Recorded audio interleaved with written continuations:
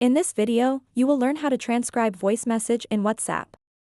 Many people use voice messages to communicate because they are quick and easy.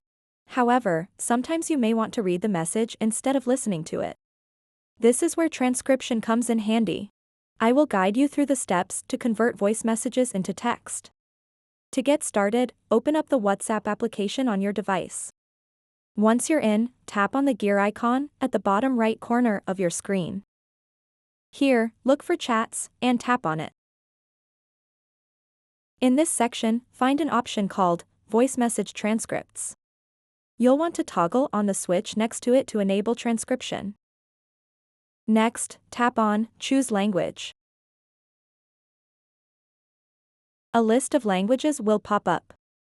Select the language that corresponds to most of the voice messages you receive. WhatsApp will then download the necessary data for that language onto your device. If you ever need to change this transcript language later, simply return here and tap on Transcript Language. Now that everything is set up, go back to your chats list. Open any conversation containing a voice message that you wish to transcribe. Once inside that chat, locate the voice message.